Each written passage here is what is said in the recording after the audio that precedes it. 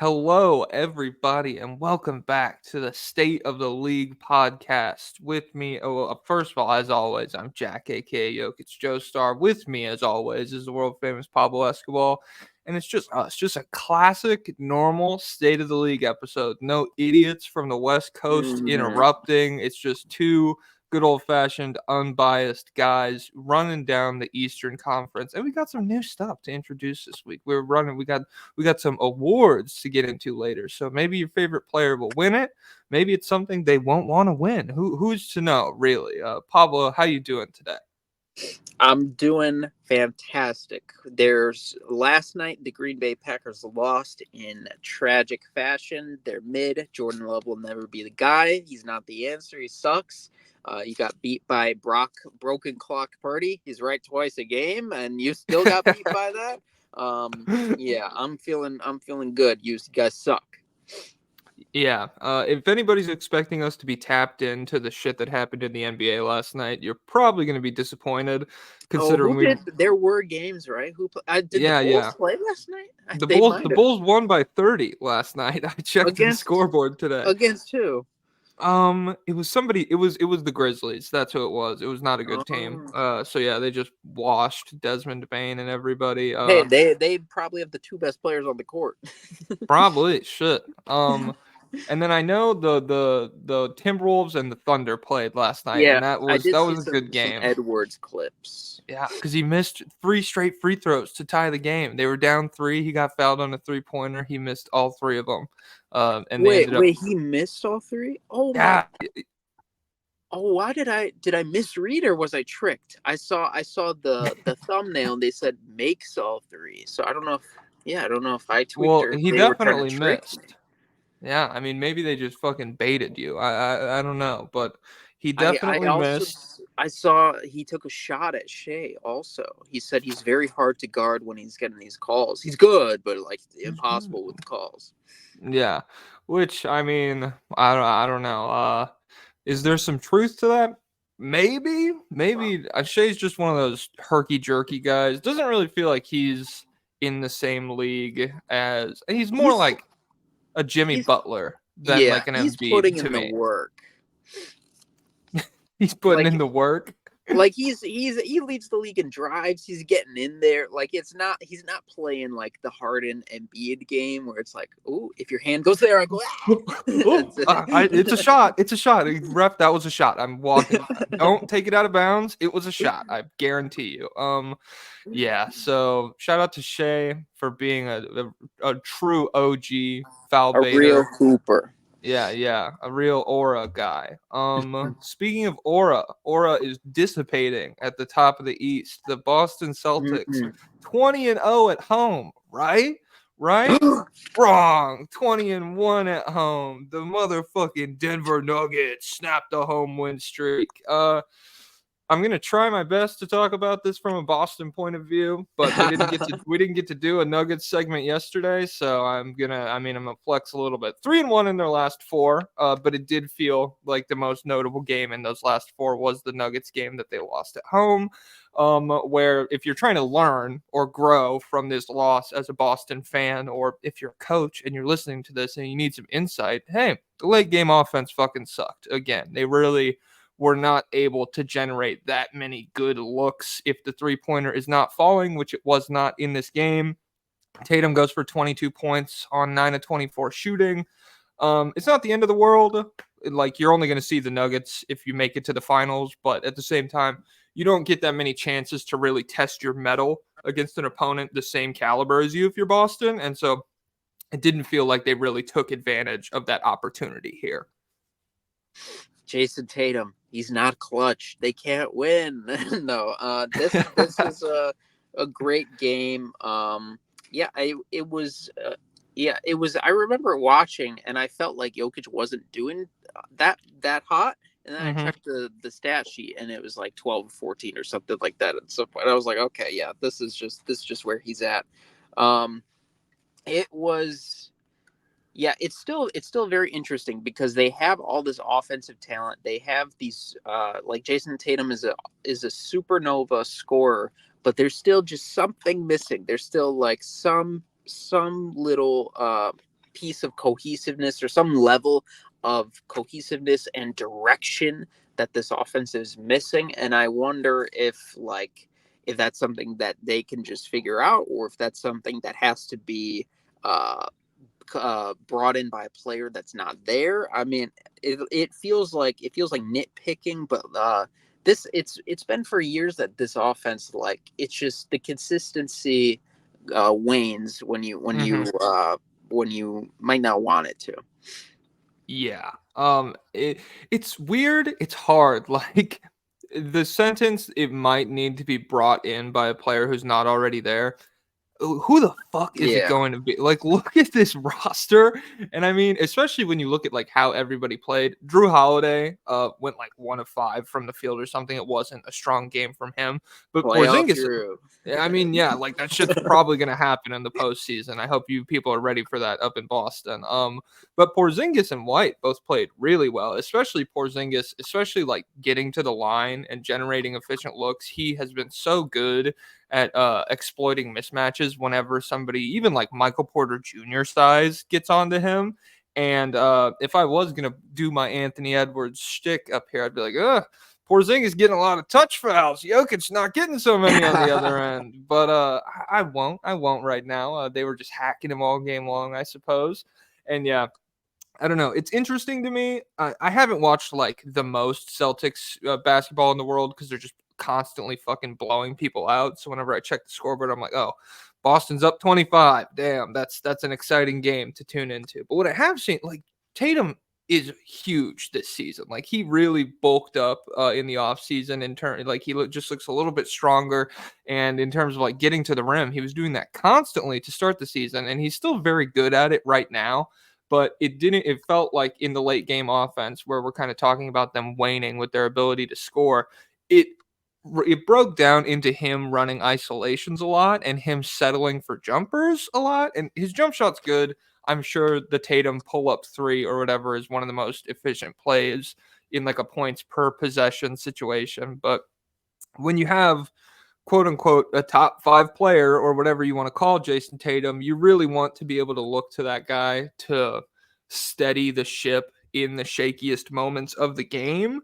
And if he doesn't like have the hot scoring hand, if he's having one of those 9 for 22 nights that he has a penchant for having every couple of games in the playoffs, it does feel like Boston might end up just like looking around and being like, can Jaylen Brown help us? Can Porzingis help us? Even though like it all has to stem from Tatum. And in this situation, he didn't do very good. I know you joke about he's not clutch. And I mean, he wasn't in this game. It's unfair to hold him to those standards. But when you're a superstar, like everything has to come from you. And it hasn't. It didn't in this game for Tatum.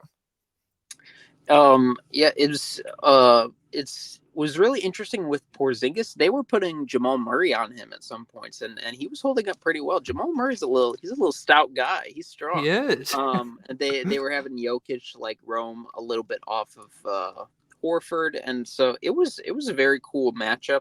I don't know if they pulled it out during this game because I did go on a gas station run during it. I went to Perfect. Oh, I won't dox my gas station. You guys crazy? But yeah, they've been the Celtics have been situationally whipping out the zone. Have you seen it? Where Drew Holiday Yeah. Yeah. is at center? Yeah, They did it. They did it a couple times in this game because Oh, they did it. yeah, Mark Jackson. It ended up like the zone still somehow got like a post ISO with Holiday on Jokic, and Mark Jackson was like, "That's not a mismatch. That's not a mismatch." And I mean, Drew Holiday's like he's surprisingly good at center, but in terms of like post defense, obviously Jokic scored right away. But they did whip it out a couple of times. It's an interesting defense. If you don't have like one of the best big men in the league, I could see how it would present some really like tricky problems to score on just in terms of like dribbling from the perimeter, passing lanes, shit like that. They did whip it out a couple of times here. Yeah, I think the recipe to beat it based off what I've seen. I haven't. Yeah, the recipe to beat it based off like the games I've seen is quick hitting passing and 3-point shooting. But it's honestly like for all the hype that the league gets now for like shooting talent and passing talent, which is justified. Like teams are still running out lineups with guys who are not that great of shooters, and like even if they're shooting a high percentage, they can't do it at like the high. Ooh, a man just walked right by my car. He like stupid this close. Oh, a he's walking. stranger. He's walking a dog, and the dog has a sweater, so I think I'm safe. Okay. He where was it? Oh yeah, so there's like not that many teams have a guy who is like comfortable shooting in multiple like who has shooting versatility, who is comfortable shooting at high volume, and who has a quick release. And you almost like need to have that Michael Porter Jr., Duncan Robinson, no conscience aspect to your game or Ice Bryce basketball Calvinist aspect to your game to be a knockdown shooter. And so I think that would be the recipe to beat it. But the Nuggets, they do have Michael Porter Jr., they do have Jamal Murray, they do have those guys, and they do have Jokic, who you probably don't want to try putting smaller guys on, even if it is Drew Holiday, because I mean, I don't think there's a person of any size who could guard him. I don't think the BFG could guard him. Oh shit! I don't think he'd want to. He's too friendly. Yeah, he maybe doesn't have the dog in him. Yeah, no, he's soft. That's the big draft criticism of the BFG. Maybe like Zach Edey is a comp. He's just like he doesn't have that big game moments in him. Well, Boban has gotten a lot of BFG comps in his day. Proportionally that makes sense with the ears and everything too. Yeah, so I'm on board with that. Boban's really nice too, unless he's in John Wick, at which point he's scary in a library. Yeah. From the Nuggets perspective, shout out. Have you seen? There's like memes going around where it's like Jamal Murray is the first big game merchant in NBA history. I saw them say good team merchant, and I was like, I don't know, I don't get that one, but big game merchant, that's funny.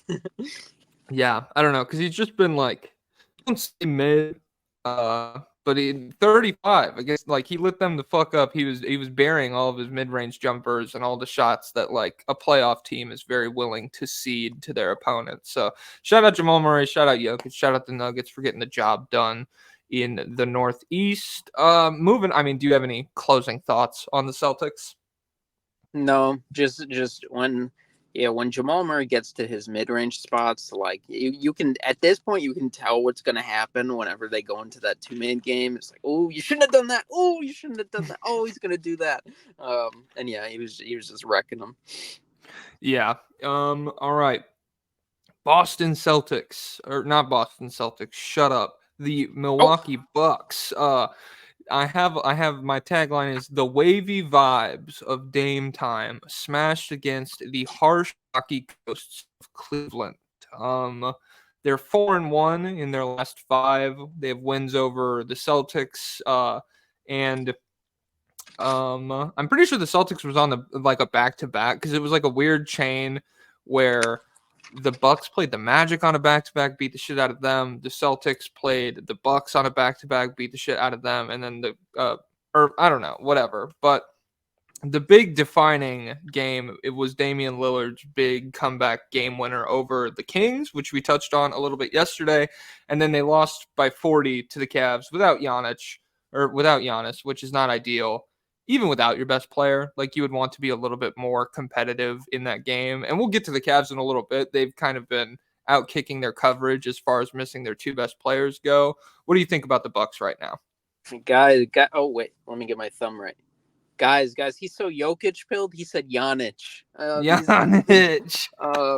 The Bucks, they're turning it up. I've seen some people say like they're still too bad defensively. There's defensive issue. Is there a story about like how they ignored their coach and like changed the defensive principles on their own? Have you seen that? I heard this in passing on a podcast. Damn. And I didn't look into this. I haven't seen the story. It wouldn't be the most surprising thing in the world. Like, it'd still be shocking that a player was just like a whole team was like, fuck what the coach is saying, let's do this. But if a team were to do it, it would probably be like the guys who have been together for 8 years and have this new dork as the head coach that like he was barely getting them to work together for like 2 months, and now it's kind of working. But yeah, if they wanted to run a different defense, I'm sure they could get the locker room on board. Yeah, rest in peace, Mike Budenholzer. I hit him with my German pronunciation. Nice. Yeah, Damian Lillard was he did Dame time. He's still looking good. His stats are a little bit down from what he's done in the past, but I mean, I expected that from the beginning. Just growing pains. I think this team is still a legit contender. I just have confidence in this team the same way that like I if you probably remember back in the day, like when the Heat would have these regular season struggles, there'd be people who jump out and they'd say, "Oh my God, look at this! Based off this bad regular season stat, they're not going to do anything in the playoffs." The Jeff Teague Atlanta Hawks, they actually do this, and Yeah. it was only some of the worst dweebs. But it's like I see the talent on the roster. The switch is going to be flipped. It happened. It happened with the Cavs. It happened like yeah, like I just remember back in the Bulls days when it was like the 2011 Bulls, like we were 4-0 against the Heat in the regular season, and it was like, well, it's not a direct translation. So I'm still just not gonna be worried about this team until playoff time. Then I'll have a more concrete sense of how good they are.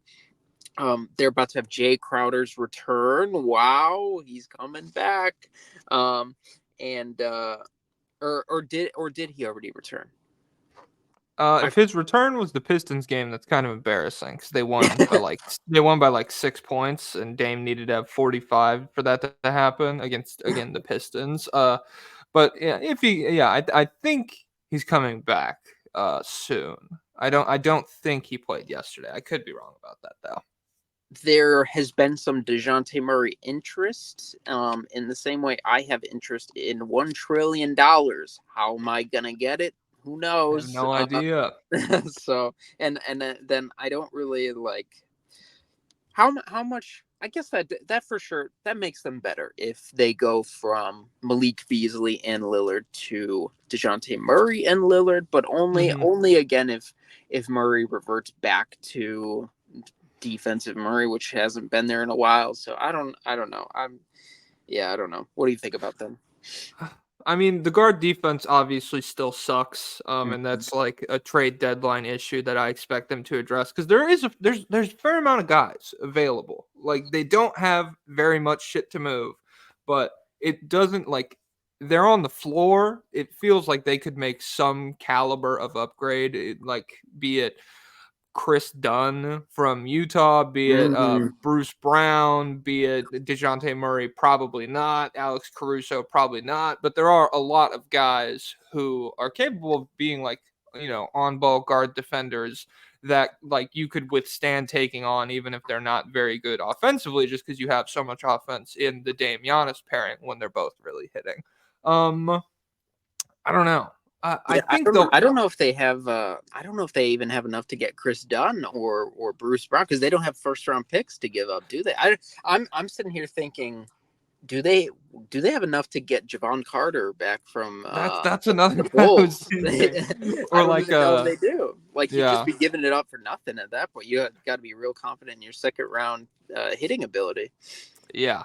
Um Damn, it feels like I don't know, they would be able to get something done just cuz they're so desperate and maybe maybe somebody's on like Marshawn Beauchamp or someone they have on their fucking roster. But yeah, they need to upgrade. It's really bad. The Pistons game, Jaden Ivey was cooking a little bit. I think Asar Thompson had 20 points yesterday, which we might get to Mhm. later. I'm not going He to go made a super in three, depth. I think. He made a deep two corner. It was he jab stepped and his foot went Oh, onto the line because of it, and it didn't count. It was a deep two, but it was a great shot. It was super good. So shout out to them. Shout out to Milwaukee. I'm on board with you. You have not just in Damon Giannis, but like a lot of guys, Brooke Lopez, Bobby Portis, Pat Connaughton, who have been on deep playoff runs before, and so this team feels like it understands that winning 60 games is not as important as like figuring out how to like play super high level basketball right when it matters most. And I have faith that they'll be able to do that. The 76ers, I have MVP'd, outplays Jokic, dog walks the Magic. They're 4-0 in their last four with wins over Orlando, Denver, Houston, and Sacramento. And then they also did they play Orlando last night? I think it was. Yeah, okay. So, yeah, they just been beating the shit out of pretty solid teams. Embiid's been on an absolute fucking tear since he returned from injury. Legitimately one of the best scorers the game has ever seen. An overwhelming force offensively. I'll continue glazing him in a little bit. What do you think about Philadelphia? Yeah, so Joel Embiid, nuts. Yeah, he's 35, 11 and 6 on 65% true shooting. This is historic stuff. He is unstoppable in the post. He's seemingly unstoppable in the mid-range again this year. He is an extremely skilled player. He moves too well for his size. There's really nothing you can do. You kind of have to foul him all the time, but also he does get a lot of annoying fouls, and Yeah. it is a problem with the NBA officiating. They need to overrule, like they need to take out, because I've seen people get mad at Embiid, and then it's like, well, Embiid's not the one calling the fouls, and then you get mad at the refs, and it's like, well, they're calling the game how it's written for them to call it in the rule book. So I think it's above us, but everyone is mad, and I think it's justified for everybody to be mad. Because yeah, it's just lame. Like, it's the same exact thing as back when Harden was at his peak, and it's like you can appreciate the handles, you can appreciate the passing, you can appreciate that he is like broken the game with his step back jumper, and that he's just obliterating these guys. Accelerate, he like literally put deceleration on the map for mainstream NBA fans as an athletic tool. But even with all of that, it's like, hey, when someone puts their hand in, he's hooking his arm around and then driving with them, just Oh my like God, that's the worst just play. trying to draw a foul. Like, he's not trying to score, he's trying to draw a foul. And you could say, well, he's knows the rules so well. It's craft. It's like, all right, it's smart, but that doesn't mean I can't hate him for it. No, And I don't give a so fuck. Like, cool. Congratulations. You read the rule book. This is still ass. It's not fun to watch. And to be honest, like I watched the Denver game on my phone for most of it. So like I was looking up and down, up and down. I was doing shit. Uh and it didn't feel like the game was like officiated super touch foul ticky tack shit for Embiid. He ended up with like 15 free throws, but it didn't feel like it was that kind of hardened shit that we talked about, where he's just like seeking, seeking, seeking. That game seemed a lot more like just fouls as a byproduct of him being so big, him being like, I feel comfortable calling him the best mid-range shooter, at least regular season, in the entire league right now. Like, he is otherworldly from the elbow, like the 12, 15 feet area. And so that game didn't seem that frustrating, but there have been other games. There's been clips circulating from the Magic game where yeah, that Magic game was bad. Vitadze, he's like he just falls down in front of him, and they're like, oh shit. That's kind of, I don't know. You don't wanna be a hater. I try not to be here. I try to remove the Nuggets bias, but sometimes it's. But he wore the beanie. I wore the beanie because they beat fucking Boston. Let's go, baby. But like, it's just those fouls, when you compound it with all of the other shit, it's like, okay, so not only does he get like all of the by the rule book fouls, regardless of whether the game around him is being officiated as like a hard physical battle, but on top of that, he's also getting like the benefit of the doubt calls as well. Like, it's everything happening at once when it culminates in a player like Embiid, or Harden was like that as well at his peak. Yeah, I could see how that's frustrating for NBA fans. Yeah, that's funny. So he's getting regular fouls that just happen in the course of a game, like a player makes a mistake while guarding, and that's a foul. He gets these like ridiculous like phantom fouls, superstar calls, and then he also gets, we got to follow this guy on purpose. We got to whack the crap out of this guy because we can't stop him.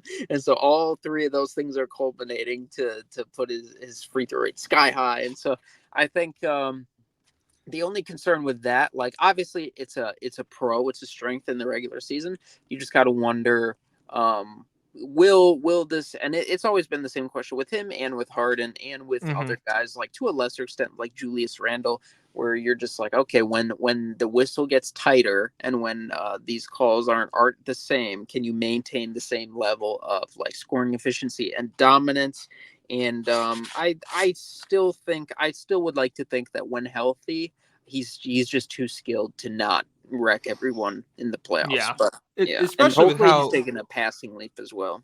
that's what I was gonna say, especially with how his playmaking has taken a step forward. Like even if he was healthy the past several years, that was the big flaw that a lot of Mhm. people pointed to was like his isolation scoring takes a hit because teams can double, even triple him at times without really getting punished. That is very clearly no longer the case this year. Like he's been more than a willing passer. He's been one of the best playmaking bigs in all of basketball. And so if healthy, I think like the big concern as far as like the whistle goes is just when big men stop getting into foul trouble against him, and can like he'll still get 10 free game playoffs. I don't doubt that at all. It's just the free throw uh when the free throw attempts or the non-free throw calls, I guess is what I'm thinking. When those kind of slow down and big men stop getting into foul trouble, they can be a little bit more physical, a little bit less reserved with their defense in the postseason.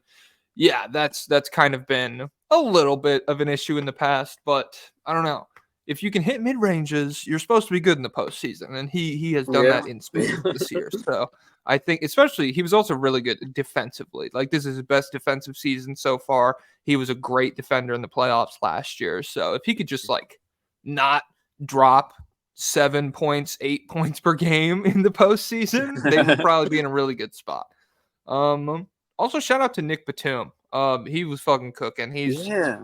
He's one of the better role players in the league so far this year. I want to touch on Maxey and Harris as well, but somehow Nicholas Batum is my second bullet point for the Was the Sixers. Harden trade a win-win?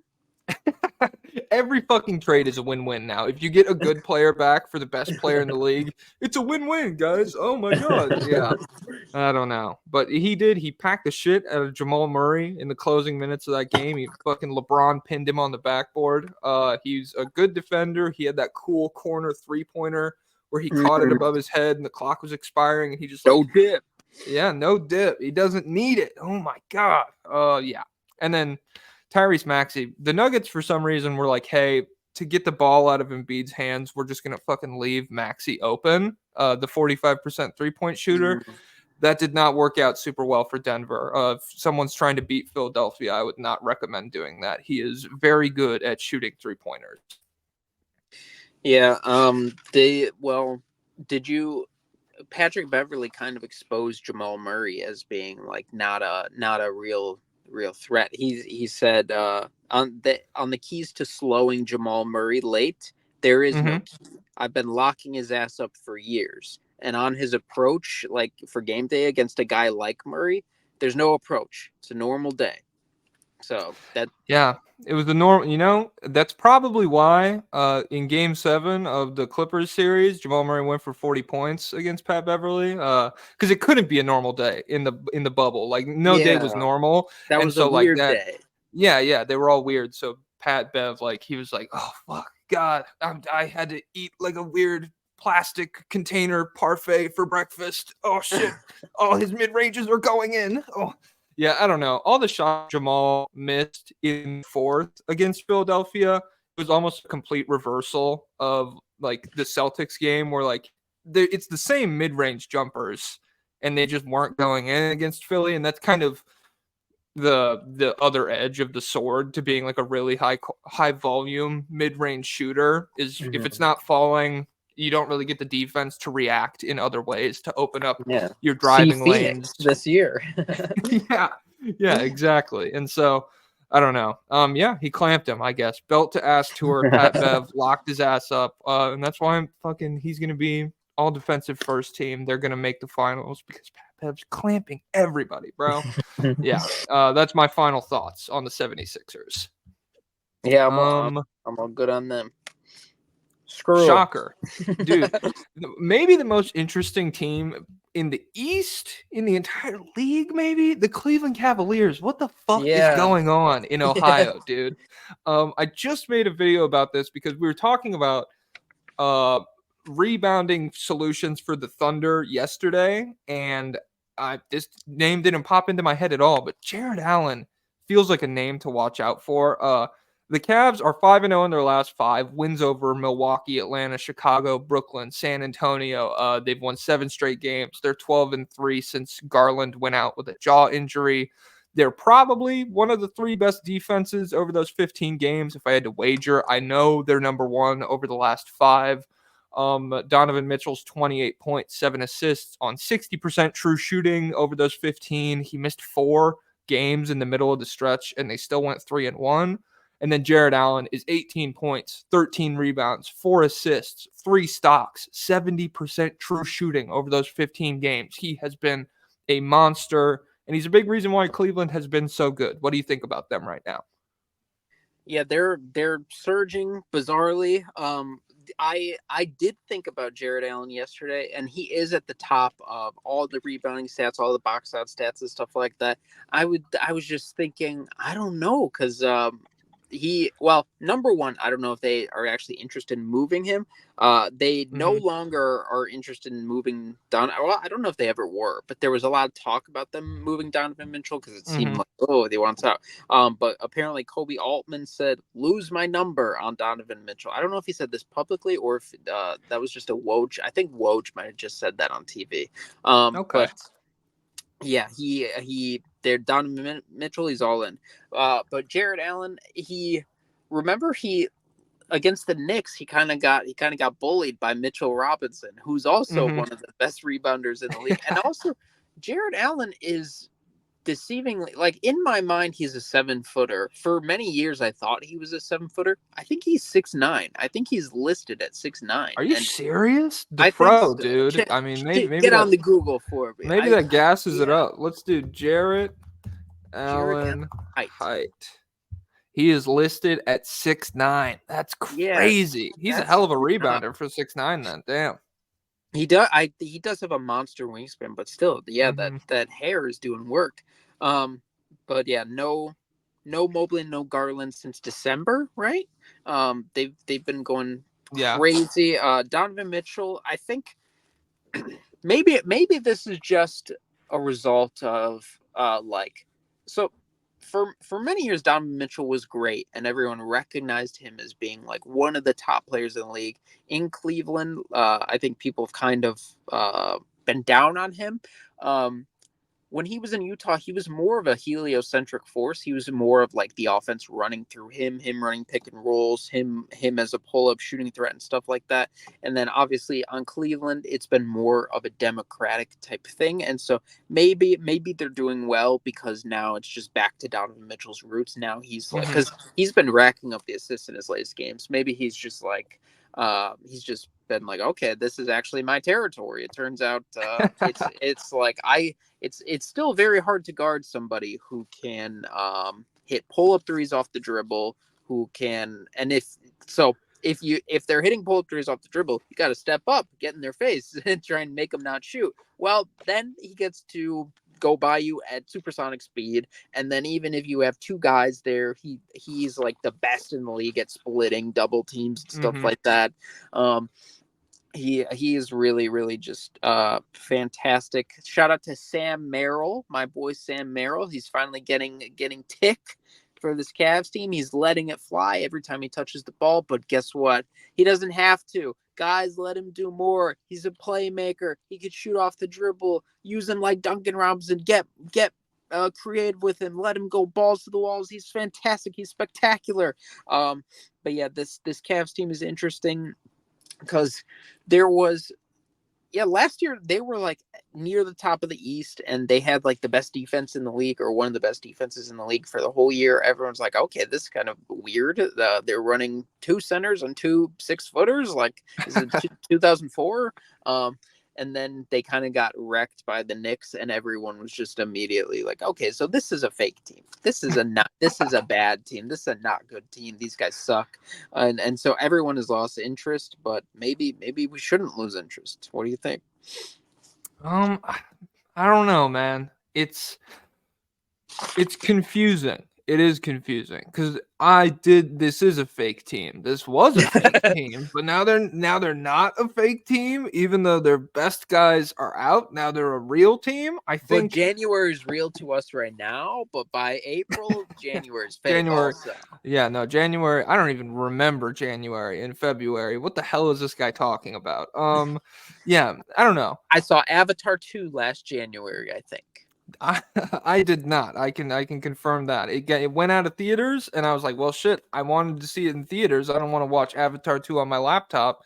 Guess I'm never watching it. Cool. Oh wait, how are you gonna know? How are you gonna be caught up for when you see Avatar 3? I'm hoping for the double feature. I'm hoping for the triple. I'm hoping for 12 hours in a theater. Just like I don't move at all. I have bed sores by the end of it. I'm living off popcorn and Mr. Pibb. Shout Mr. out to Pibb. AMC Stubbs. The pop machine at my theater has been broken for like a month, but it works. It just gives you like a weird ratio of syrup to soda water, and so like it's just not very good. Is there only one? There's two. One of them doesn't put out any soda at all. It's kind of annoying. Yeah. He's in the trenches, guys. DC is the I'm in the trenches, mud. apparently. It's ridiculous. It's ridiculous. I'm living it up with my vanilla Coke. It's going straight through me. I'm averaging 3 to 4 bathroom breaks a movie. It's a problem, but I can't stop. Oh, it's the fucking worst. Damn. Shit. Now I just want to talk about movies. I just saw Poor Things. It rocked. All right. Donovan Mitchell. Are you like, how confident are you that he's going to get better in the postseason? I guess is a good question. He hasn't done it in a couple years, but when he started in the playoffs in Utah, I was like, oh shit, he's going toe to toe with MVP Russell Westbrook. He's like, going toe to toe with Bubble Jamal Murray. They're just exchanging 50-point games. And since then, it's been like 3 postseason appearances where he's been like, I think he's been outplayed by Jalen Brunson 2 times, or at least like on par with Jalen Brunson. And that's not like, I don't know, the same caliber of guy that I expected him to be if you'd asked me in like 2018. It's still a good player. It's fine. But New York came out on top because of that duel. And yeah, I don't know. I'm just not like, it feels like the bedrock of this team being a real team is Donovan Mitchell being one of the better playoff performers in the league. And he just hasn't been that lately. Yeah, he's in Reagan territory with me. My heart tells me he's a star player, and that I can trust him in the playoffs, but the facts tell me something else. It's entirely. It was always weird. It was weird when people started classifying him as somebody who doesn't show up in the playoffs. And I'm like, I've seen many, many moments where this guy is unstoppable in a playoff setting. But I guess if we're just the past few years, he just hasn't been there. And so, yeah, like when we're in our Becky Hammond mode. We're doubting Jalen Brunson, but when I compare him to Jalen Brunson, I'm like, clearly this guy should be a tier above because athletically he's a tier above. And then there's like Jalen Brunson is probably the more efficient isolation scorer in the regular season, but he's somehow more efficient than everybody. Donovan Mitchell just feels like it's a game-breaking skill set. So why is this not going better? I understand he's tiny, but he also has like a 6'11" wingspan. So this should still be going great. And so I honestly still am a believer that he can get back on top, that he can be one of these guys who averages like 32, 4 and 8 on 64% true shoot, like kind of like Damian Lillard territory, where it's like you can like single-handedly take over a playoff series against a team that's not like the top tier contenders and stuff like that, and you can be like a big time problem. But just based off what's happened the past years, anyone who's doubting him is right. And so I guess I just have optimism based off, maybe it's outdated optimism, but I still do have optimism that player's still in there because the skill set is still there. So I don't know. Yeah. What was that? The Reagan Hart versus Fact. Do you know what that quote was about? I'm It curious. was I think the Contra I like selling weapons, the Iran Contra deal. I think he said like I didn't do that, and then they found proof that he did that, and he's like I still feel like I didn't do that, but they tell me I did it, so I did it. Damn. I'm surprised. Damn, dude. I mean, Reagan should have just leaned into it, bro. Everybody's fucking like conservatives Yeah. now don't give a fuck. Like who cares, you know? But Um I guess he started that. He was like the first of that era where he's like, "All right, guys, we got to go down a path here. We got to go down the." He read about the French Revolution and like the people starving in the streets and the rich people eating cake. He's like, "This is awesome. We need to get this in here." And so let's yeah, get yeah. Reaganomics in here. The economy, pew. Yeah, All right. it'll trickle down someday. One day we're waiting on it. Shout out to the CIA. Shout out to crack cocaine. Shout out to Ronald Reagan. And shout out to the New York Knicks. We were just talking about that tiny idiot, Jalen Brunson. He's never gonna do anything. Oh my god, that's Wait, did definitely what somebody Becky. call him a tiny idiot, or is that you? That's me. That's a Joe Star original. You can quote me on that to Jalen Brunson next time you see him. Oh my No, god! Imagine the playoff graphic, like tiny idiot. tiny idiot, Jalen Brunson, like 45 points per game when they go Yeah. against the Bucks. The Bucks still win in like 6 because Giannis is just fucking nuking everybody, but Brunson's like got him in it, just like dragging the knocked out body of Julius Randle behind him. Hey, they're 4-1 in their last 5. I'm pretty sure they played last night. I don't know. Again, I was watching the Packers game and it was fun. Brunson went for 20 in the fourth quarter of the win over the Washington Wizards. That's the last game I really tuned in to for the Knicks. The OG era is going really well. They've held like 5 of their last 8 opponents under 100 points. They're the number 2 defense in the league over the last 5 games. They just held Toronto to under 100 points. That's the team that they played yesterday.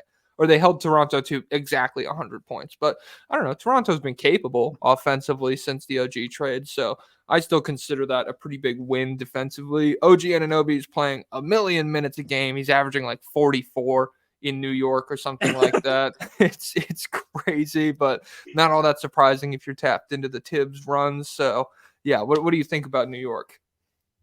Yeah, OG he is a plus 170 through his first 10 Holy games fuck. as a Knick. That is the highest plus minus in NBA history posted by a player in his first 10 games with a franchise, according to Tommy Beer. They're things are going well for them. Isaiah Hartenstein is really stepping up with Mitchell Robinson out. Shout out to EG 2400, or what was it? Do you know the guy on Reddit who was like the Jokic guy, and he I would just do. Yeah, yeah, yeah. yeah. Do you know that he like after Jokic he moved on to being a Hartenstein guy, and it hasn't quite worked out for him? Yes, yeah. I remember I saw his post where he was like, Hartenstein 6 man of the year is free fucking money, and he spammed Oh it like yeah, everywhere. And Hartenstein's good, man. Like the he's Nuggets had really him. yeah. Like Oh, you did? yeah, the Nuggets moved him to clear space for DeMarcus Cousins. And to be fair, with the take your fucking hand away. With his run in Denver, he was averaging 7 fouls per 36 minutes. Like he was putting like he was getting like 12 minutes and averaging like 2.5 fouls. It was honestly shocking. I But think coach told him to do that. I mean, it's possible. Mike Malone's just go lay some fuckers out. I don't care, buddy. Yeah, but he displayed very similar skills in Denver and in Los Angeles that have earned him a lot of run with Thibodeau. Just like I mean, Hartenstein, he's just heart. This guy's all heart. He just rebounds the damn basketball. He's also I mean, he's no Mitchell Robinson at rim protection, but he's like an extremely capable defender. He's good at verticality and stuff like that. And so, yeah, he's been solid. And Julius Randle, not stinking anymore. He's still not stinking. That's really all you can ask these days from the guy. So yeah, shit's looking up in New York. What's it called? Yeah, my with the fouls, it reminds me of back in the day watching Bulls games when Aaron Gray was on the Bulls. Do you remember Aaron Gray? I don't remember Aaron Gray. Like just white 7-footer who was just in the league. One of those guys who was just in the league because he was 7 feet. And whenever something controversial would happen in the game, my dad would say they need to get Aaron Gray in there and just have him whack him, have him like attack somebody. But someone else just walked by. It's a woman walking her dog. And she has the viral TikTok leash, I think, where it's like, oh no, it's actually just a leash belt. The viral TikTok one wraps around your shoulder. So fake news. Okay. Fake news. Fake Pablo news. There might be a Quentin Grimes trade soon, which seems like not the greatest move in the world because I think Quentin Grimes is good and he can play defense and he can shoot threes. So why exactly are you who needs people to do that? That's famously not valuable in today's NBA. Yeah, it's like Tibbs is psychotic. He decided, Emmanuel, quickly, I don't like you. You're done. They play defense. It used to be the thing where like, I'm not playing Corver. He can't defend. And it's like, yeah, Tibbs, please. Our team shoots 22%. They play every single player in the paint on defense, and it's working. Please just get us one shooter. It's like, can't do it. They can't defend.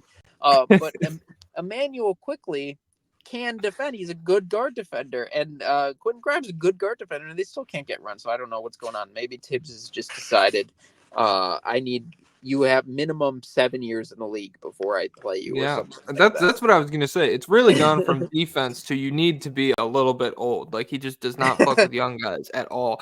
I saw it. It killed me because it hasn't like borne out true. But when the OJ or the OG trade, nobody's traded for OJ. Don't get it twisted. When the OG trade went through, somebody tweeted out, "Why the fuck are we building around Tom Thibodeau?" And and that made me laugh really hard because it seemed like they were, but I don't know. I see the vision now. If they could just like get one more really good guy at the top of their roster, if they got one guy who all these guys could be his cast, then we'd be all good. Yeah, there we go. But you know what? The best Knicks news is off the court. James Dolan, sexual assaulter. Now, obviously, it's not good that he committed sexual assault because he is a monster. I'm famously anti-sexual assault, but maybe could this be the final nail in the coffin for what has been a terrible owner who is just like a very angry, vindictive, bad guy who's ruined this team, many fans would say, for decades. So could being in the headlines, James Dolan, Harvey Weinstein sued for sexual assault or something like that, could that be enough to finally get him out of here? We'll see. I fucking hope so. Even without that, he's not very like.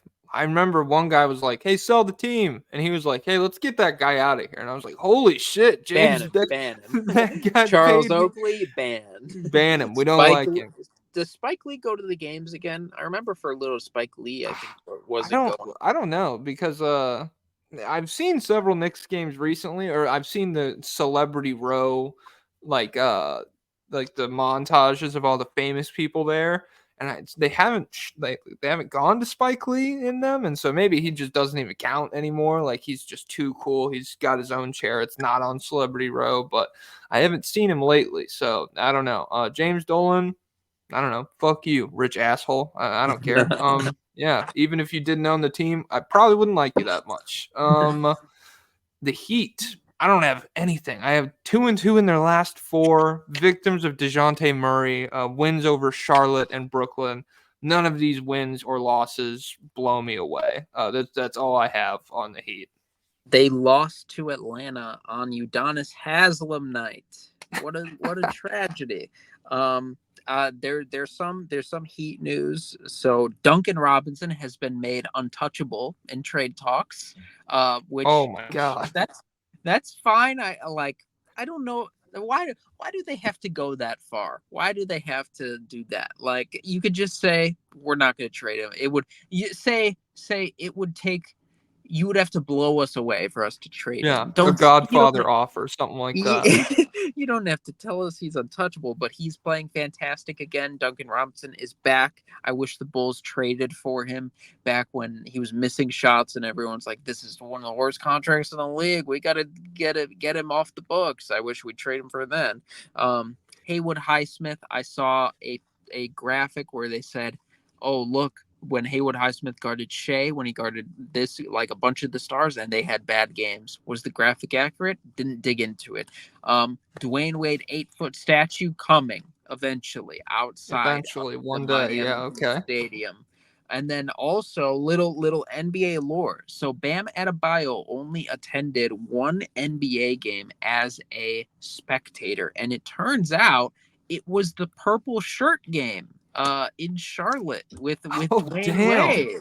Yeah, what are the chances? What a blast. So that's what I got on the Heat. Literally went to the Heat game. I was in Miami. I went to Heat Magic. It was The great fun. Florida rivalry. Yeah, I know. Paolo hit 2 crazy clutch shots. Bam hit 1 crazy clutch shot. Jimmy didn't play. A lot of people were sad about that. I got to see the retired Michael Jordan banner in person. That was Right. fun. I was like, you guys are really stupid for this. I Yeah, own you, Miami. he does. He does. That's why LeBron had to change his number to 6 because Michael Jordan. That's the goat. Goat talk. You know. You know how you become the goat. You get born first, and then you get to do all this other shit before everyone else. Yeah. I don't know. Miami, hard to talk about just because you're waiting for. Can Jimmy Butler average 28 in the playoffs again? I don't know. But Duncan Robinson rocks. Jaime Jaquez rocks. I know it's a bit. I know Heat culture is a bit, but I like him. He's fun. He's good.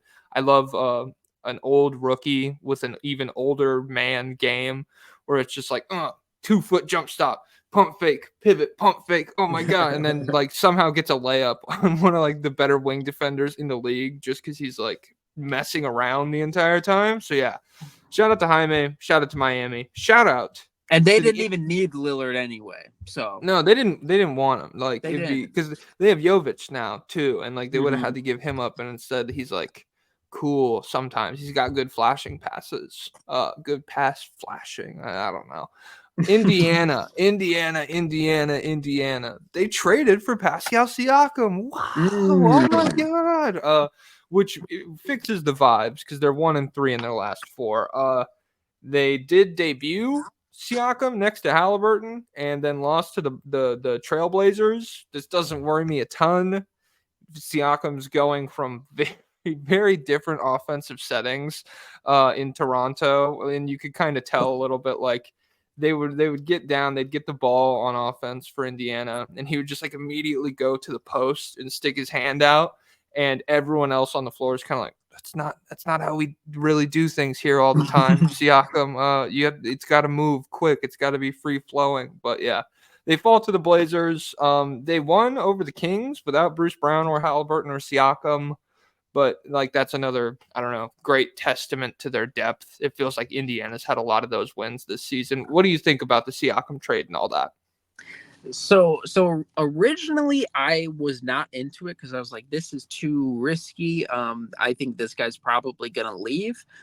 But then it was pointed out to me, I was corrected. Shout out to the smart people who corrected me. They do have his bird rights, so they'll be able to sign him for more than anybody else. So Okay. that's a good reason to, because that makes sense. Trading for a guy where you're like, well, if if it's us versus Sacramento and Dallas in free agency, and we're Indianapolis sucks. Indianapolis is garbage. It's the worst city in America. Nobody would ever willingly sign up to go there. Damn, why you got If they Indianapolis beef? if they were like, we know that, and we're gonna lose out to Dallas because he'll be like, oh, I want to go play with Luka and Kyrie or whatever, or I want to go play in Sacramento, or I want to go play somewhere cool. They were like, well, we'll just be able to give him more money than those guys, and that'll even the playing field. So that's a good move. The picks, I was like, oh, 3 first-round picks is a lot. But it turns out 2 of the picks are in this year's draft, and they're both gonna be late first rounders in this year's draft. And so a late first rounder in this year's draft is kind of like early second round quality in a good draft. So really not the most. And now I'm sure like one of those picks will be used out of future star or something. But not the greatest depth in this class, so not a big loss there. So really the package you gave up wasn't crazy. Bruce Brown is good, but Bruce Brown is just like a role player, and he's not shooting well from 3 this year, so the limitations, he'd be more limited in the playoffs, unless he just went God mode like everyone on the Nuggets did last year. What was it? Bruce Brown and 3 first round picks was there something else? Kira Lewis ended up in New Orleans. Oh, yeah. No, New Orleans traded him. Where did he end up at? Because he was in New Orleans. Damn. Because he doesn't end up in Toronto, does he? He might. Is he Yeah, Toronto, I think he does. That would make the most sense. It wouldn't make sense for him to end up in Indiana with Siakam. Yeah. So I'm gonna wager he probably goes to Toronto and New Orleans gets a draft pick or something. I don't know. I don't really know what they gain from that, but I think that was a part of the deal. I think there was some kind of salary issue that they were going to have to resolve. So I think they basically gave him up for free. But he's a very interesting bet because he is like he actually went to college a year early, so he played 2 years in college, but he couldn't come out after the first year because he was too young to enter the draft, and he's legitimately one of the fastest players in the league. Like end-to-end speed, he might be like De'Aaron Fox level, but he just doesn't quite have. I don't know. He must not have. I think he probably doesn't have like the jumping ability of a lot of these other guys. Like definitely not like Jaden Ivey, and he doesn't have like the strength level of Jaden Ivey, but just end-to-end speed, crazy. And he was like an interesting passer, could do some pick and roll stuff, could do some like live dribble one-handed passing stuff.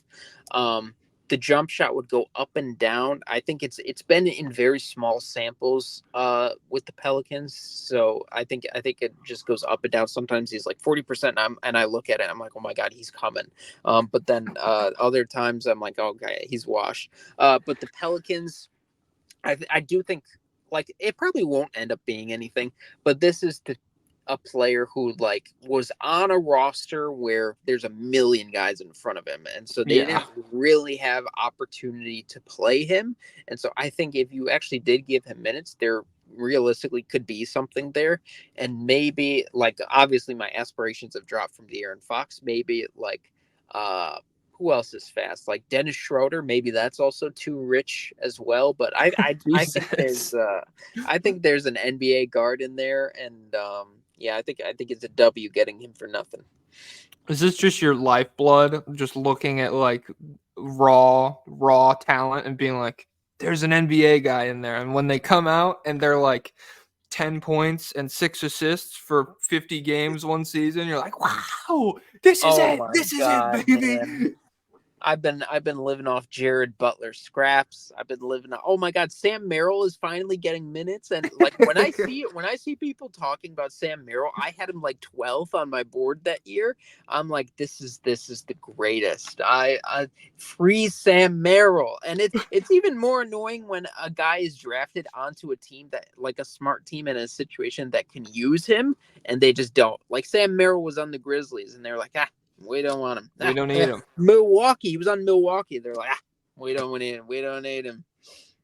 Damn. And look how stupid they look now. Damian Lillard, really? I mean, he's fine if you want. He's like 30. He's a million years old. You could have young upside prospect Sam Merrill, pretty much the same player Well, at this point. he was 25 coming into draft time. Oh my Because god! well, he had to go on a mission first. He's from Utah State. He's a Mormon, 4-year Oh, that's college so player. fucking funny. Yeah, So hell so yeah. The 25-year-old rookie. Can't believe he didn't go 12th. That's shocking. the number one pick in the G League draft last year. Show some respect. How Hey. old? Let's see what year. I think he's the 2020 draft, and so if he was 25 then he's probably like 27 now. So people are going to look up and they're going to be like, "Man, our new rookie is awesome." Wait a second, he is almost 30. That's exactly what happened to me with Chris Boucher. I was like, Yeah. Chris Boucher, like he's fuck blocking everything right now. Toronto's really got. Oh, he's 27. What the hell? So yeah. Moving from Indiana down to Florida, the Magic. The vibes are anything but. They're 1-3 in their last 4. They're 1-5 in their last 6. This team misses Franz pretty badly. They're just averaging 105 points per game without Franz in the lineup. Paolo opened the stretch without Franz pretty well. He had like back-to-back 30-point games, a big win over the Nuggets on the road. It wasn't like super efficient, but since then hasn't really been the best player in the league. We can touch on that a little bit later, maybe when we get to awards. It doesn't surprise me that much. They were barely functional enough to win games offensively a lot of the time, even with Franz in the lineup. Like, it's never been some overwhelmingly dominant offensive team. It's just been good enough to win games. And so without one of their primary creators, shit's just kind of falling off the rails a little bit. Even if they slip a lot, even if they like fall all the way to a mid-tier play-in spot, if Franz misses considerably more time, they're a young team that's overachieving this season. They're kind of playing with house money right now. So this isn't like panic mode for me. Even if they're not good to finish the season, they had a good. This year has already been a success. Yeah, I'm on record as unsure about Paulo, and like he just puts this has been going on for years. Like he had those, like, what did he have, like back-to-back 40-point games, or he had like a week where he had multiple 40-point games. He was like going crazy. Yeah. He was doing crazy stuff. Like, I turned on a game the other night and he hit a game winner. He, like, when he's good, it's like I'm like, oh my god, I'm an idiot. How did I not see this? But then like you check the season long stats and it's like he's still like not an efficient scorer, and then he has these bad games, and then it's like, yeah, I don't know. I'm just unclear about him. I'm just very unclear. But yeah, like you said, it's not do or die. It's a year 2 for him, and it's a year where, like, Magic fans, they're just happy they have a direction. They're happy. Mm-hmm. They're happy. They're like, man, will Paolo Banchero be good, and not will Elfrid Payton be good? That they're like, we've graduated. Is this the year? Is this the RJ Hampton leap year? You know, Oh, like, is man. this what we're doing?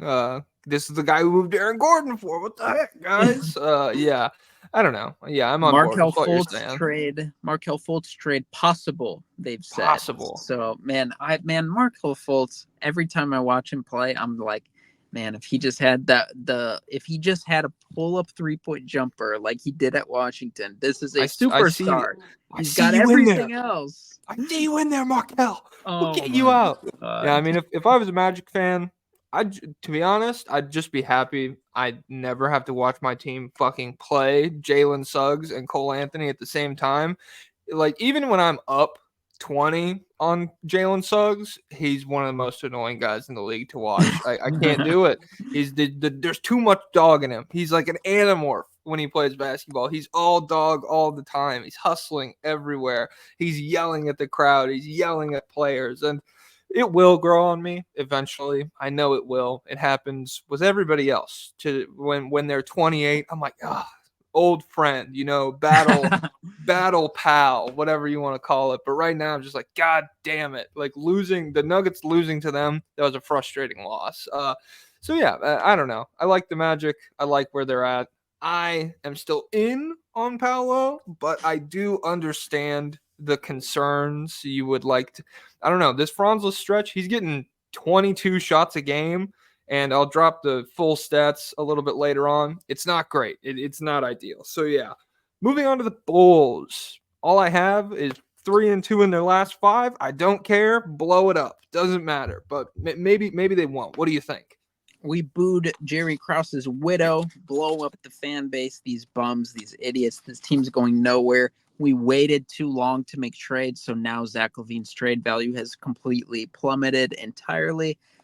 Kobe White is doing good, and that's about all you can say. Patrick Williams is going to be 29 years old, and they're going to say, well, look, there was this 3-game stretch where he did this, and it's like, okay. 45% from 3, and look at his opponent field goal percentage. Oh my god, holy shit.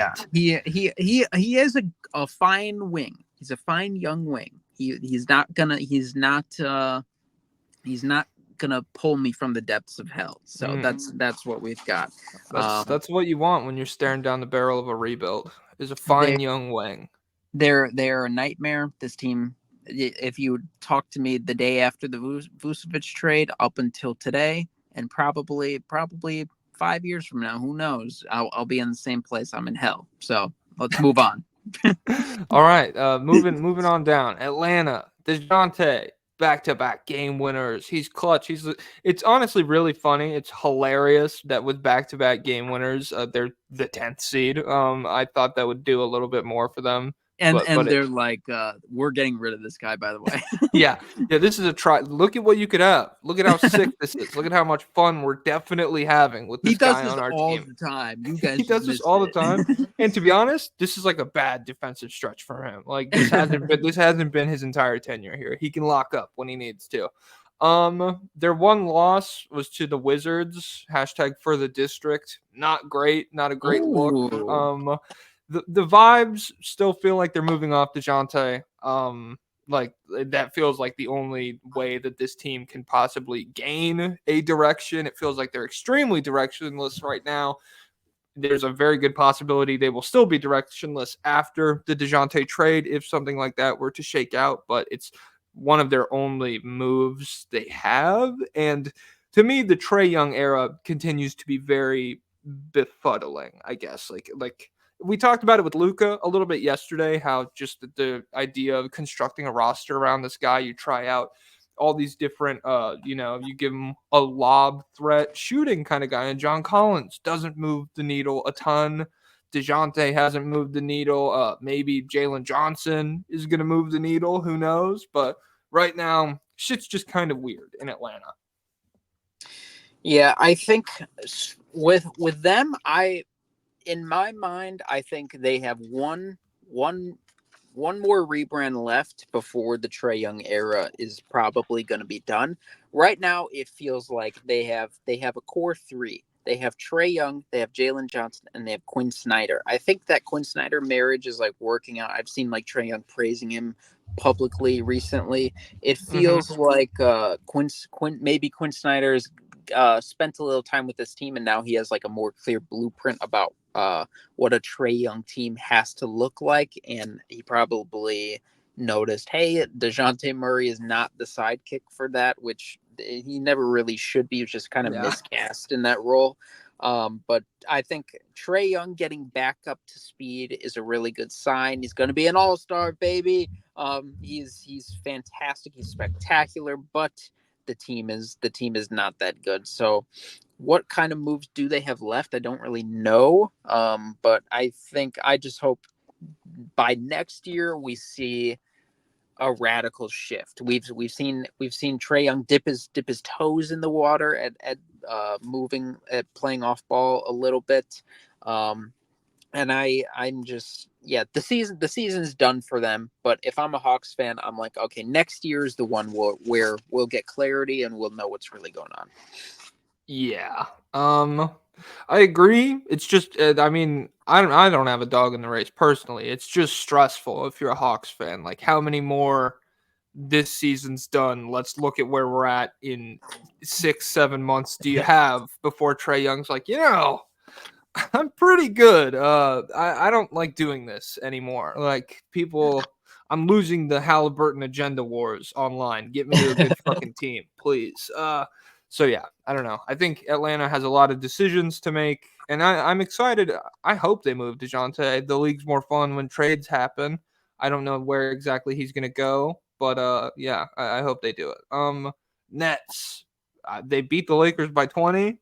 Still one of the most boring teams in the league. I don't care. 1-3 in their last four. These guys have literally sucked outside of the Lakers game. But like the Lakers game was crazy. I did catch the end of it. It was pretty fun. It felt like the Lakers had control for 3 quarters. And then I looked up and I was like, oh, it's a tie game. And then I looked down, I looked up again. Oh, Brooklyn's up 18 points in the fourth quarter. That kind of came out of nowhere. So do you have any big sweeping thoughts about the Brooklyn Nets? Lonnie Walker revenge game. They rejected 4 first-round picks for Mikal Bridges, so they're keeping him going forward, which I guess is not. I don't think that's a bad decision. I think it's okay to keep a young guy like Mikal Bridges on the roster. I think they all hate Spencer Dinwiddie. If you polled every fan base about like their most hated player, I'm not sure how many guys go above Spencer Dinwiddie. I think all the Nets fans hate him. He's not playing well, but he gets a lot of minutes, I guess, there. But also there was a report that came out that he is like protesting, like he's playing bad as a protest or something like that. That cannot be credible. There's no way that's true.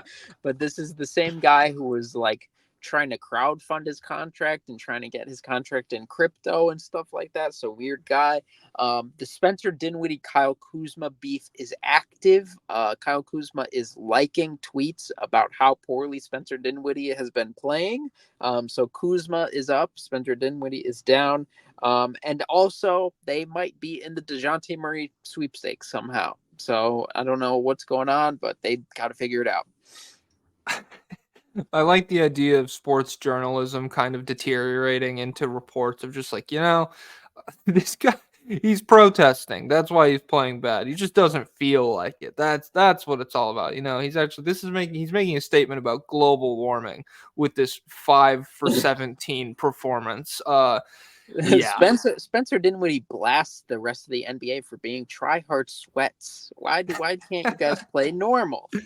This is why people say the regular season doesn't matter. It's because you're always trying as you can. You try hard once every 5 games. People lose their fucking minds. You wouldn't believe it. Oh my god. Yeah. If they trade for DeJounte Murray, they don't move me at all. They don't have their picks, so they're kind of in trouble. I wonder. I haven't gone through their picks. Is it like Phoenix where they just straight up have no picks for 6 years, or like do they have their first in like alternating seasons or what? I don't know exactly. So they have other guys' picks. They have Rockets picks, right? From something. Probably. Did they wait? So how did they get Kevin Durant? Was that Kevin It Durant and was sign and trade D'Angelo Russell. That's what it was. It was forever ago. Okay, and Kyrie was free agency? Yeah, I believe so. And then so they trade so Houston I think has their picks. And then they have Philadelphia picks I don't know what the pick situation is, but I think and then they also have Phoenix picks from I got it. I got it right here. Fanspo.com. Shout out to Fanspo. This could be you. This could be that we love Fanspo around here. 2025, they have Phoenix first rounder. They have a Miami second rounder. They have their own second rounder in 2026. They have a Philly first rounder in 2027. So starting 2028, they have their own picks. So and do they also have Phoenix past 2028? They have 29 Phoenix, and then they have 29 Dallas second. So it looks like they only have one Phoenix past 28, but they have Phoenix first in 2027 as well. Which I mean, if this is like unprotected, I think so. Could be spicy. Yeah, the first pick in 2027. The Philly first in 27 is 1 through 8 protected. So I don't know. Phoenix, that could be kind of crazy. I mean, if this doesn't exactly seem like the most sustainable business model as far as basketball goes down there in Phoenix. It's pretty Man, volatile basketball. the draft broadcast is going to be a nightmare if they don't change the rules about trades, because at some point, like, all these picks are being moved. Nobody is going to be drafted to the same team that had the pick, but the broadcast is like, it's going to be like a guy going up and getting drafted in a Nuggets hat, and it's like, well, he's actually on Charlotte, and then that's going to happen like 20 more times. They got to fix things. Damn. This is like The Big Short. Nobody knows what's going on anymore. Nobody knows. The picks bubble is gonna burst, and we're gonna have fucking Anthony Bourdain explain it to you while he's chopping up fish or something like that. Rest in peace. Rest in He would have peace. loved the bear. He would have loved the bear. Oh my god. Probably, yeah. I mean, he would have loved him, and Jeremy Allen White would have had like a good GQ collab article or something like that. Yeah. Shout out Anthony Bourdain. Shout out to the Toronto Raptors. He probably loved Toronto. There's good food and shit up there. It's an interesting cultural intersection of a city. The swag is dissipating as far as basketball goes. They're 1-4 in their last 5, 1-6 in their last 7. Doesn't really matter because they finally traded Siakam, and so like, we're full on in the Scotty Barnes era. We're not trying to be a playoff team this year anymore. Doesn't really, like, we're looking to the future. We're looking 2, 3, 4 years ahead, trying to see what's going on with them.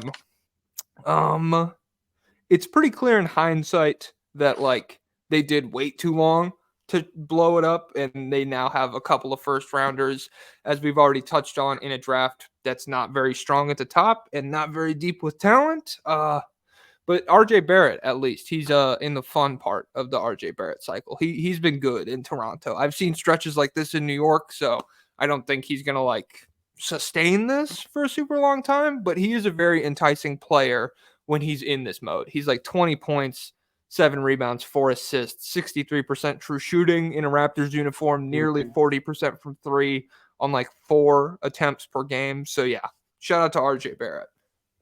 Yeah, he's going crazy. I think, did they play last night? I think they played last night, and he might have had his like first bad game. He had a bad game recently somehow, but I don't know who it was. But what's it called? Because Carmelo Anthony on his podcast with Mero, right? Yeah, you know Jesus and Miro. I think it's Miro, right? He said, what's it called? He Carmelo Anthony said he's like a boring player or something like that, or he's like a normal player. He's not like me. He's like lame or something. He basically said that. And then RJ Barrett had a bad game. Oh yeah, they played the Knicks, didn't they? They got blown out by the Knicks. Yes. Yeah, he had a bad game against the Knicks, and they were like, "Hey, Carmelo Anthony said you were mid," and then he was like, I guess he's right. I had a bad game tonight," and I was like, "Okay, nice guy, RJ Barrett. He's a good guy." Yeah, he's popping off back in the motherland of Canada. I don't know if it'll last, but I also don't know why this happened. I don't know why he's all good all of a sudden. So maybe it will just last forever. But probably not. I don't. Yeah, this is a lost season for them. Just trying to figure out how are we going to build around Scotty Barnes, and is RJ Barrett a building block around Scotty Barnes? I don't necessarily know if it's the best fit unless he does keep shooting like this from 3. But I do like Quickly a lot. Quickly has been shooting like he's been shooting really well from 3, I think, since the trade, and he looks really good for them. So if I'm a Raptors fan, I feel okay. I'm a little bummed that I lost Siakam and I sold low on him, so I lost him for like a lame price. But we're gonna get a first rounder for Bruce Brown probably. Bruce Brown is already like did you see he said, "Hey Tibbs, I'm ready to be running to the ground or whatever." Yeah, I did see that. Yeah, I would He's not just like, that. I could do all the stuff Tom Thibodeau wants, and the reporter's like, well, you play for Darko, so Can you just lock in for like 10 minutes, please? You bought Jonte Porter's number for $10K. Like, can we get some investment? No, yeah, he's paying $1,000 a game. And then his ass is out of there. Yeah. Shout out to Bruce Brown, Nuggets legend, obviously. Hope he comes back. All right. Running through the bottom three here. I don't have that many takes. Hornets, get Rozier off this team. I want to root for him somewhere fun. LaMelo's back. He's 27, 6-5 on 63% true shooting. He rocks. The Wizards are 1-4 in their last 4. Bagley had back-to-back 2010 games. The Pistons are 1-3 in their last 4. What? The Pistons won a game? They've actually been surprising. I don't know. Not good, but losing games by single digits without Cade. Jaden Ivey has the ball in his hands more, and he's looked pretty solid. So, any big sweeping thoughts about Hornets, Wizards, or Pistons? Jaden Ivey, awesome. Wizards, trade those guys while you can. Charlotte, they scored 31.5 against Miami. So that's not great. If there's some Miles Bridges trade rumors. If your team trades for Miles Bridges, I'm sorry. I'm sorry. But somebody, the Kings, we talked about, we had that big episode yesterday. It's kind of crazy. He makes sense. He never popped into my head as a Harrison Barnes guy because I don't know, maybe my morals blinded me to the best business moves. Maybe I'm just not cut out for the cutthroat world of the steel and oil industries where these people make their fortunes. But yeah, don't shout out to Miles Bridges. Whisper in to Miles Bridges. Talk those bottom the jail phone with the glass in between you with the guards nearby. Yeah, his partner forgave him. Shut the fuck up, dude. Yeah, all right. Those three, they're fine. They stink. Moving. Brand new segment. Woo! We're moving into the awards. We're kind of like the Emmys and the Oscars and the Tonys and the Grammys, but we should have came up. We could do these the state of the leagueies maybe. What's up with the Barbie movie? They got big boobs in there, huh? the doll is based on unrealistic body standards. Holy shit, dude. You're fucking genius. Oh my god. I don't think they actually talked about that in the movie. Yeah, shout out to that guy for bombing as the host. It doesn't seem like anyone. He didn't bomb. He wrote all the jokes that people laughed at, but the other guys, they wrote the bad jokes. That's what he told us on stage during the event while he was performing. That's how you know. That's how you know he's good. Yeah, no, that's what good comedians. I'm honestly surprised he wasn't like like a room full of fucking blue-haired snowflakes for writing all these horrible like jokes, and that's why I'm mixing in some real edgy stuff here. Yeah, he did come out after, and he said it's too PC now. People don't want to laugh at themselves or something like that. And I was like, well, he wasn't even making jokes. He was just saying stuff, and it's not even like it was offensive. It was just like if someone walks up to you and they're like, "Hey, Barbie, we're supposed to like Barbie. It's about big boobs." I'm like, okay, you just made a statement to me. It's not really a joke. Yeah, it's award season is so soft. You don't get to hear like Joe Pesci rattle off a good 12 minutes about like indigenous people anymore or something like that. Like, I don't know. It's just not the same. So starting off, and they all forgot about Gaza. It must have slipped their minds, so they didn't bring it up at all. Like is it like Oppenheimer, a movie about like how bombs are bad? It didn't come up. The Killers of the Flower Moon, with displacing like natives and colonization, how bad it is, that didn't come up. He was making a strong political statement by making the movie, but Gaza didn't come up. So yeah. It's funny colonization how that works. In the Barbie movie by Ken, by the Kens colonized the Barbie land. Could have tied it. I don't hate that take. Hey, all right. Hey, feminism. It's important. Protect our women. Protect the women of Gaza. It wouldn't have been hard, guys. It wouldn't have been hard. It was natural. Yes. Shout out to everybody who said nothing Your silence speaks volume. Our first award, and we'll talk about guys with plenty in our award speeches. Jeremy Lin, Player of the Week for the Eastern Conference. Obviously, a reference to Jeremy Lin's Linsanity run. If you're not tapped in, you're stupid and young, and I hate young people. Who's your Player of the Week in the East? I chose Joel Embiid because he's going crazy. How about you? I also chose Joel Embiid. Kind of hard to argue Woo! against. 38, 9, and 5 on 67% true shooting, 4-0 He record. won the Jokic wars. It's over. It's him. It's He's over. better. He's better. He's better. Yeah, and that's what Sixers are gonna win the title. It's really hard to overstate the season he's having. Just like dead serious for a bit. I don't know. You get caught up, people do, in all the Jokic bullshit, obviously myself included, but he is so good. He's so good offensively. He's, like I said, is having his best defensive season in a long time, maybe ever. I don't personally mind the games played minimum for awards. I feel like if they had Yeah, I'm not established it. super mad about that either, but I think most people are mad. So that's one of those things where I'm like, oh, I don't know. I guess I'm wrong.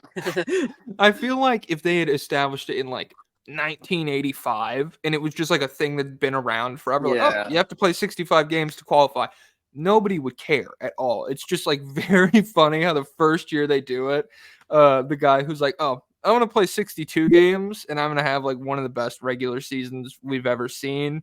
And like that's up to you, I can't do anything if you won't let me have the award. It's just going to completely blow up in their face. So hopefully he meets the cutoff. I feel like he is like the clear MVP at this point during the season. So yeah, shout out to Joel Embiid. I wonder, are there rules about minutes played for qualifying for this? Because what if we get to a point where he's like in a boot and just like coming onto the court for a minute and then walking off? That'd be so funny. He I feel checked like in. I feel like he's not in that place anymore. But if he didn't win the award last year, I feel like he would be in that place. Oh yeah, he'd be getting like 15-minute appearances, 12-minute appearances. That sounds about right. If he was still in the Shams article era, but he won. He's cool. So yeah. Moving on. Ferris Bueller's Week Off. These motherfuckers they got the cassette tape with the fake snoring. They're on vacation. They got a bunch of Home Alone gadgetry rigged up in their room, very 1980s style. Well, they're at the fucking art museum, not playing basketball. They're staring at French Impressionism. And my guy for this week, I had Paolo Banchero. 23 points, 7 rebounds, 5 assists, 45% true shooting over the last 4 or 5 games. I already kind of touched on his struggles when we ran through the Magic. It's just, no Franz has kind of it impacted him a little bit more than I thought it would. Maybe you saw this one coming. He is. Yeah, I'm always worried to talk about it because I don't know. I feel like I'm attacking him, but I'm not. I'm skeptical about a guy who's that big, but doesn't have the greatest burst in the world. So it's not like he can get to the rim super easily every play. But that's like that's like his elite weapon is his strength and Mm-hmm. fluidity at his size. But like for me, he's kind of like it's like if Zion, like when you compare him to the other bruisers in the league, it's like he doesn't have a jetpack. Like Zion has a jetpack, and like Giannis doesn't have a jetpack, but it's like I don't know what he has. He has like a sail, and the wind is blowing him. Like all these people have this velocity, and there are probably people who would say like and I see people like I've watched and read other people's work on him, and a lot of Mm-hmm. people do feel like he has that gear, but I just and like he does sometimes, but like it's just like consistently I just feel like he's lacking this degree of burst. And then so I just wonder about his viability as a volume, as like a scorer, as like the top scorer on a playoff team. If he wasn't efficient doing it in college, and he hasn't been efficient doing it in the NBA, like at what point is he going to be efficient? Maybe it's year 3. Maybe I'm being too critical, but I don't think he's like a guy. I think he's a fine passer for the type of player he is. I don't know if that is like that's I'm not as high on the passing, I'm not as high on the defense. So for me, it just all comes down to the scoring, and the scoring isn't where I want it to be. But sometimes it is, like when he has those 40-point games, and I'm like, okay, this is it. This is the Paulo that everyone is seeing except me. But then he has these weeks where it comes crashing down to earth. So I'm like, oh, all right. Well, I don't know. I don't know about Paulo. I'll tell you, my Sorry, Ferris Paolo. Bueller's player, or Ferris Bueller's week off, my player is boom, boom, boom, Zach LaVine. He had Oh, another Seattle guy. He had like 3 bad games. It's bad. Well, it was already bad vibes for his comeback, because they're like, we're winning without you. We hate you. You're finally accepting. You're finally pushing for the trade, which I'm not mad about. I'm like, yeah, man, I wish you did this 2 years ago, because they have mistreated you. They do not deserve you. But he's finally pushing for a trade, and it's like, well, the market is not into it right now. And so he comes back, doesn't play very great, has like the last like 3 or 4 games are rough, and now he's out for 2 more weeks. So that's about as bad of a week as you can get. But I'm hoping for a bounce back after that, because we'll have clarity in the form of, when is the trade deadline? It's like beginning of February. February 8th. Yeah. Yeah, so we'll have clarity in either with him being off the roster and traded, and he'll have a new team to rejuvenation. He'll be able to ball out for them, or he'll just realize, okay, I'm stuck here for the rest of the season. Let me just get back to being normal Zach LaVine. So that's my player. Yeah. It's an interesting dynamic. The like trade bait that survives the deadline. I mean, the Pacers made it work with Miles Turner for pretty much his entire career. Yeah. So like Pau if you could do that. Gasol, he won championships with the Lakers. Yeah, there you go. All right. My okay, next one. Forks comeback player of the week. Do you want to explain this to the fans? What's the So Forks name all about? So this is the Cousin Richie Forks comeback player of the week. So if you've watched season 2, episode, I don't know what number it is. I think 8 maybe. Season 2, episode 8 of The Bear. It's on Hulu.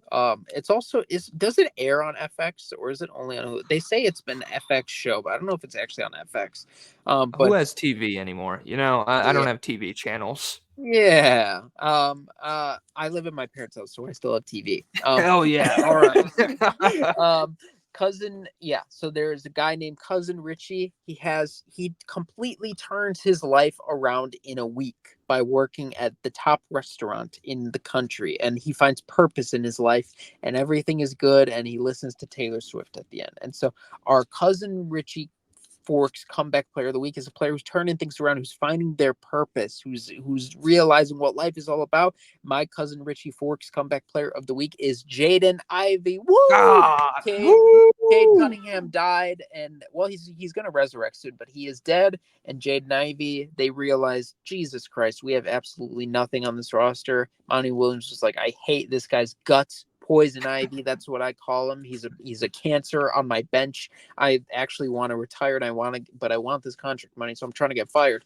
I'm gonna sit this guy. Oh my God, Cade Cunningham's dead. I can't sit this guy anymore. Then they play him. He looks dynamic. He looks spunky. He looks fantastic. He looks amazing. And now people are remembering. People are realizing, okay, this is a guy. This is a piece of our team going forward. We need to invest in this. And now Cade is coming back. Hopefully they'll find a better balance between these 2 guys. Yeah, I have the same guy. I mean, Monty Williams is fucking holding Killian Hayes' hand, just being like, "I'm sorry, I'm sorry." He has to get minutes. Cade's gone. This is all we got. You know, I don't love him like I love you, baby. Yeah, Jaden Ivey, 22 points, 6 assists, 5 rebounds. On pretty bad efficiency over his last like 5 or 6 games. Who cares? He can be productive with the ball in his hands. Like, it's a bad team. Cade Cunningham is one of the better young players in the entire league. He can barely be efficient on this team. So I'm not like panicking because he's there's 60% from the free throw line. That's a little crazy, but I don't care at this point. 6 straight games with 18 points and 5 assists for Ivy, including 32-6 versus Minnesota, 24-6 versus Washington, which they won, and then 18-6 versus Milwaukee yesterday. Most importantly of all, Detroit has lost 3 of their last 4 by single digits, and they won the other game. So, like, that's essentially a 4-game win streak if you're Detroit. Single-digit losses, I've been counting them as wins for Detroit all season long. Yeah, Jaden Ivey doesn't actually fucking suck. That's shocking. I cannot believe that happened. Also, shout out to Asar Thompson, like we already said, 20 points yesterday, including a deep corner too. They're trying their best. If all these guys could play at this level at the same time, I feel like that's kind of what people talk about when you get this team isn't like 9 wins level talent or whatever. I agree they're not the league's just a little bit more talented than it has been in previous years. So even though you're above like the 9 and 73 Sixers in terms of talent or whoever, you're still going against better teams, and it's a little bit difficult for Detroit to win. Yeah, shout out to Jaden Ivey. Shout out to Kevin Knox. They played Kevin Knox more minutes than Asar Thompson in a game recently. So, whoa, Fortnite suit jacket, Kevin Knox. I believe the allegations that Monty Williams is trying to get fired. I didn't know there were. Is this like fan allegations, or has there been like a leaked report? So he was going to retire. He did not want to take this job. He got offered this job. And he's like, nah, guys, I don't want it. And they were like, what if there's more money? And he's like, I don't want it. They're like, what if there's more money? And they kept going. And he's like, fine, I'll take it. It's too much money to say no. And then now he's like, yeah, now he's just so happens to be playing the worst lineups known to man and having the worst team possible. I don't know. Could be something there. Pretty convenient timing. I mean, I mean, no funny shit. Didn't his wife like pass away over the past couple of years? That I think that happened. I feel like that happened when he was in New Orleans. It happened a little while ago. Yeah. Okay. Well, I mean, if he doesn't want to coach, he doesn't want to coach. That would explain these fucking lineups. Yeah. Shout out to Jaden Ivey for surviving a conspiracy. We know you can be good at basketball. You're driving along listening to Taylor Swift right now. Go watch the Bear, everybody. Final award: Joe Johnson, ISO Joe, Clutch Player of the Week. We might have the same person here. Who do you have? DeJounte Murray.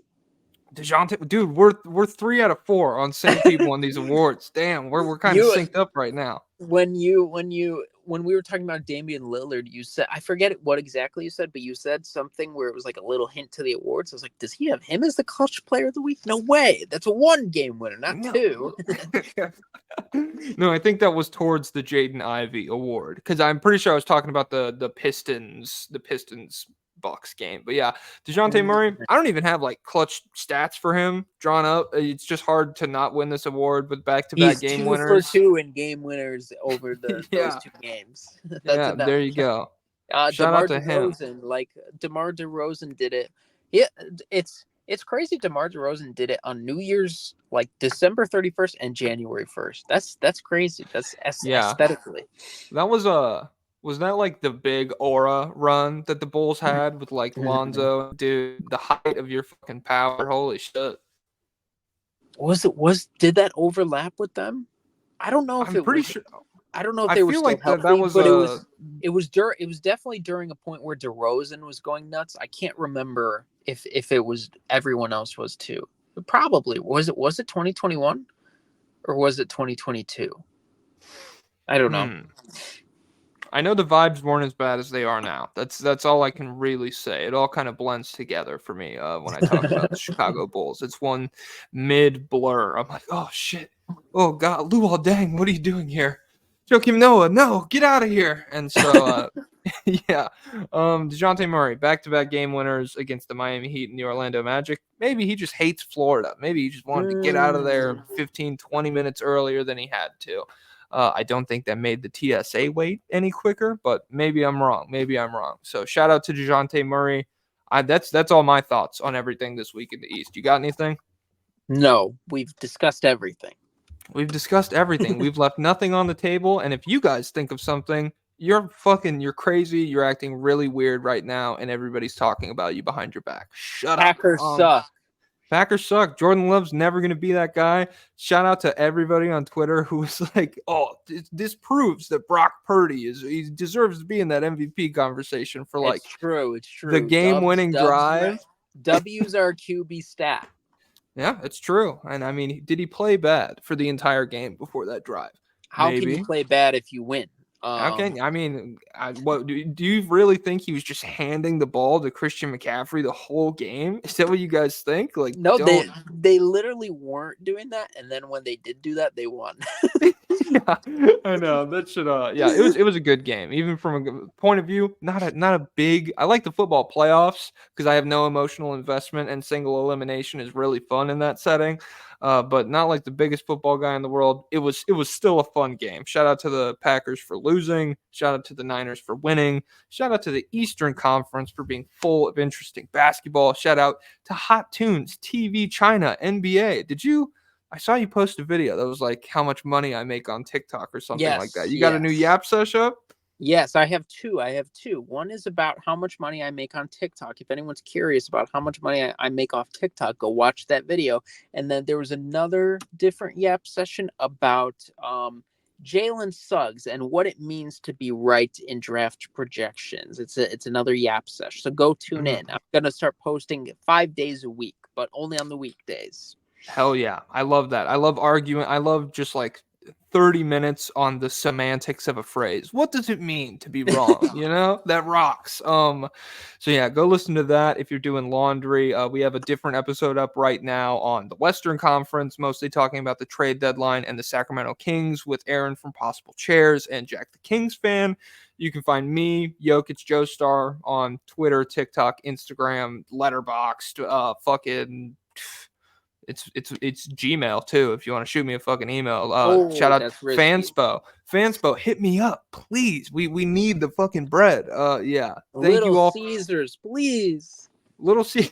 I mean, we have a full 10 minutes on the silence around Gaza at award ceremonies. So we're not exact. I don't know. I don't know if we can get Little Caesars just yet. But yeah. Thank you all for listening. I will see you all in the next episode. Peace.